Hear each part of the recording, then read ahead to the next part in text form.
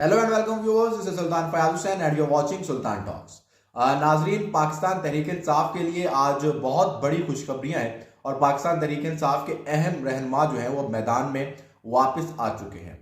जनाब, इस पर आप बात करेंगे, लेकिन उससे पहले अगर आप लोगों ने अभी तक चैनल को सब्सक्राइब नहीं किया तो चैनल को सब्सक्राइब कर दें। इसके अलावा वीडियो पसंद आए तो वीडियो को लाइक कर दें और साथ ही कमेंट सेक्शन में जाके अपनी राय का जो इजहार है वो जरूर करें, क्योंकि आपकी राय बहुत अहमियत की हामिल है। जनाब, बात करते हैं पाकिस्तान तहरीक इंसाफ के सदर परवेज इलाही साहब जो हैं।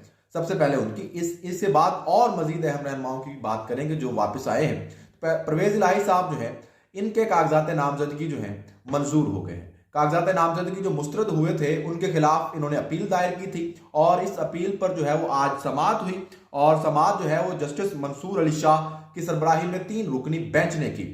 परवेज इलाही के कागजात नामजदगी मुस्तरद होने के खिलाफ अपील पर समाअत के दौरान परवेज इलाही के वकील एहसान खोखर ने दलाइल देते हुए कहा कि हम इलेक्शन में ताखीर नहीं चाहते। मेरे मुवक्किल को PP 32 गुजरात की हद तक इलेक्शन लड़ने की इजाजत दी जाए। अदालत ने सवाल किया कि 10 मरला प्लाट के कागज तक आपको कैसे रसाई मिली। इस पर वकील ने बताया कि 10 मरला प्लाट की दस्तावेज पटवारी से मिली है। ये कोई एक मामला था जिसके ऊपर इनके कागजात नामजदगी मुस्तरद हुए थे, जिसके बारे में उन्होंने बताया कि जनाब उसकी जो सनद है वो हमें ये पटवारी से मिली है।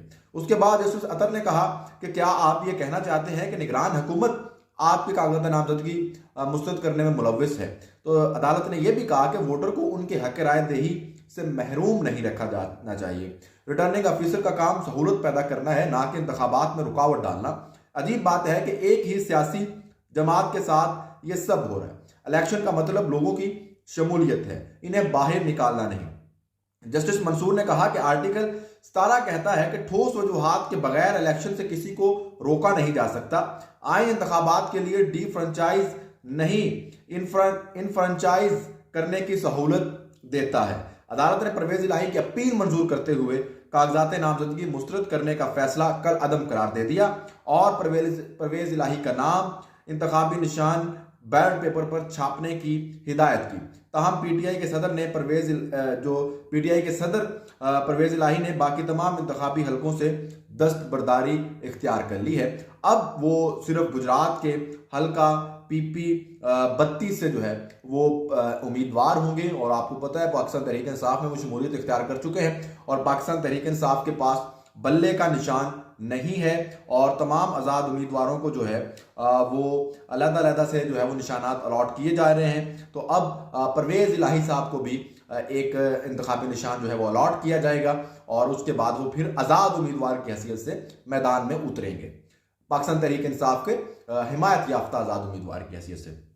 उसके बाद और पाकिस्तान तहरीक इंसाफ के 2 अहम रहनुमाओं के कागजात नामजदगी जो है वो मंजूर हुए हैं और इनमें सबसे अहम सनम जावेद जो कि मरियम नवाज के मद्दे मुकाबिल होंगी हल्का NA 119 में, उनके कागजात नामजदगी भी मंजूर हो गए हैं और साथ साथ शौकत बसरा के भी कागजात नामजदगी जो है वो मंजूर हो गए हैं। सुप्रीम कोर्ट ने ये कागजात नामजदगी मंजूर किए हैं और ये जस्टिस मुनीब अख्तर की सरबराही में 3 रुकनी बेंच ने इस पर समाअत की, जो कि अपीलें दायर की गई थी मुस्तरद किए जाने के खिलाफ, उस पर समाअत की।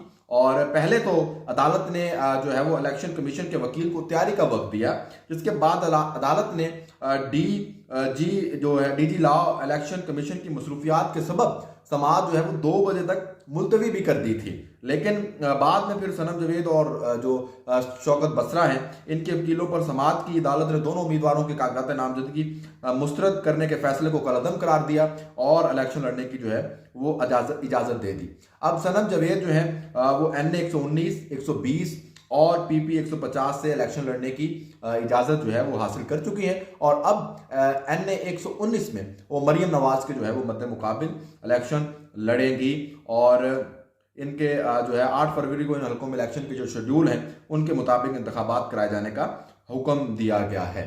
तो जनाब, ये है वो रहनुमा जिनकी कागजात नामजदगी ना सिर्फ मंजूर हुए हैं बल्कि ये अब वापस मैदान के अंदर अपनी जमात को तो रिप्रेजेंट नहीं कर सकेंगे, लेकिन बतौर पाकिस्तान तहरीक इंसाफ की हिमायत याफ्ता उम्मीदवार बल्ले के निशान पर तो नहीं, लेकिन जो भी निशान मिलेगा उस निशान के ऊपर वो पाकिस्तान तहरीक इंसाफ के लिए इलेक्शन कंटेस्ट कर सकेंगे और उसके बाद फिर इलेक्शन के बाद जो भी सूरत हाल होगी उस तरह से वो पाकिस्तान तहरीक इंसाफ के साथ चल सकते हैं अगर वो जीतते हैं तो। इसके अलावा बिलावल भुट्टो जरदारी साहब ने मियां मोहम्मद नवाज शरीफ को एक बड़ा चैलेंज दिया है और वो चैलेंज ये है कि मुनाजरा करें। हालांकि आपको याद होगा कुछ माह तक पहले ये दोनों जो साहिबान हैं ये इत्तेहादी हुआ करते थे। नवाज शरीफ साहब के भाई जो हैं शहबाज शरीफ साहब वो वजीर आजम थे और बिलावल भुट्टो साहब जो हैं वो वजीर खारजा थे।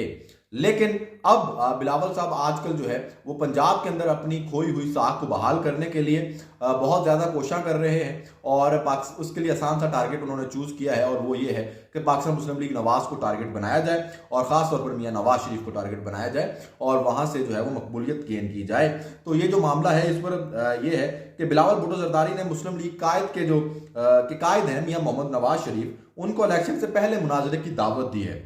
सोशल मीडिया पर अपने यानी कि जो ट्विटर साबका और हालिया एक्स जो है उसके ऊपर बयान जारी करते हुए बिलावल भुट्टो ने कहा कि नवाज शरीफ 8 फरवरी से पहले किसी भी जगह किसी भी वक्त मुनाजरा कर लें। बिलावल भुट्टो ने कहा कि आलमी सतह पर सदारती और वजारत उज़्मा के उम्मीदवार टीवी पर मुबाहसों में हिस्सा लेते हैं। इन मुबाहसों से वोटर्स को उम्मीदवारों के मनसूबों के बारे में इल्म हो जाता है।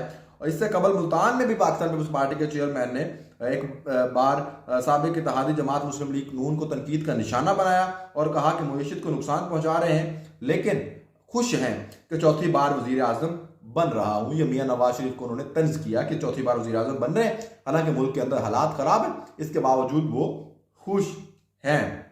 लाहौर से इलेक्शन लड़ रहा हूं ये भी उन्होंने कहा। रायवेंट वालों को बता दूंगा कि उन्होंने क्या किया।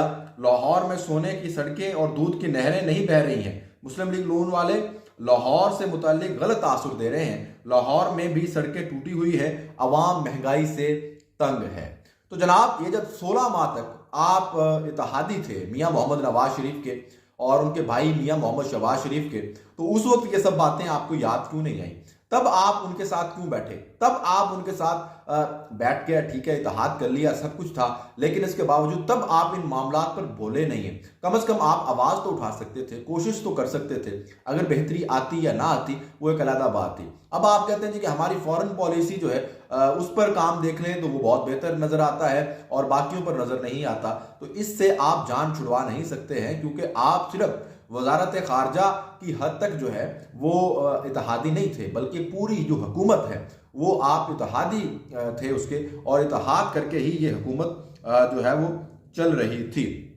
इसके अलावा और एक खबर जो है वो आप तक पहुंचानी है, वो ये है कि पेशावर के अंदर एक बड़ा अफसोसनाक वाकया पेश आया है और वो ये है कि आज जुमे के वक्त एक अलामा साहब जो थे उन्होंने जब पाकिस्तान तहरीक इंसाफ के बानी चेयरमैन इमरान खान के खिलाफ गुफ्तगू की तो वहां पर एक साहिब जो मौजूद थे जिनको बारे में ये भी कहा जा रहा है कि वो पाकिस्तान तहरीक इंसाफ के नामजद उम्मीदवार भी थे, वो खड़े हो गए और उनके दरमियान जो है वो फिर तलब कलामी हुई, जिसको जो है वो फिर बाद में जो नमाजी थे उन्होंने उसमें बीच बचाव करवाया और दोनों को जो है वो नरम रहने की गुजारिश की, जिसके बाद ये मामला सुलझ गया। लेकिन ये इंतहाई अफसोसनाक वाकया और ये सिर्फ एक मिसाल है। तो जैसे इलेक्शन करीब आता जा रहा है हर जगह पर इस किस्म की एक सूरत हाल बन रही है और तमाम लोग जो है वो आपस में लड़ते झगड़ते फिर रहे हैं। ये एक इंतहाई जो है वो तशवीशनाक मामला है। हम सब लोगों को जिस जमात को भी सपोर्ट करें लेकिन तहम्मुल के साथ अपने जमात को सपोर्ट करना चाहिए और दीगर जो लोग हैं पार्टियां हैं उनके साथ इख्तलाफ रखें और तनकीद करें, लेकिन एक हद तक इखलाक की हद से गिरकर किसी भी जमात पर तनकीद करना या किसी भी शख्सियत पर तनकीद करना हरगिज़ मुनासिब नहीं है। Good bye.